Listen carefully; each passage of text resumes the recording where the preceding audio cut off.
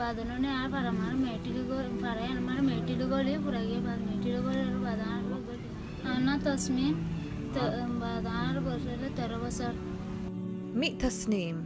She is a Rohingya refugee and she is a victim of rape, and she's only 13 years old.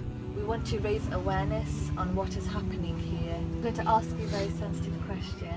We want to know what happened to you and what they exactly did to you. And I know this must not be very comfortable for you. You need to help us and tell us your story so we can share it with the world, so we can all help you. About 12 to 15 of them broke into the home. It was just me and my father at home at the time. They told my father that if he made any sounds or tried to stop them, they would kill me and him. They then grabbed me and attempted to rip off my clothes. They pushed me to the floor and stamped on me. When I tried to get up and escape, they threw me back down again. There were men on either side of me. They spread my legs open and tied them apart. That's when the torture began. They called more men after the first 15 had finished with me. My father couldn't hold back and started begging them, so they beat him with sticks and dragged him out and continued raping me. He was left bleeding on the floor from his head until he died. I couldn't do anything. My mother was out in another village visiting my grandmother.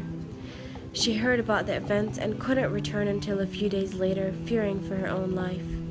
She assumed we were already dead. When she came back, we decided to make plans to escape. We ended up coming here by a boat.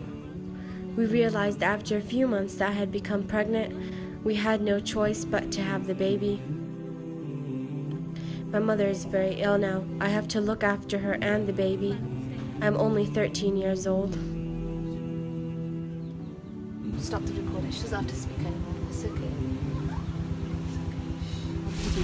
It's hard to even tell them to mention their story because it's as if they're reliving it over and over again. I mean, I don't want to, whenever but they mention it.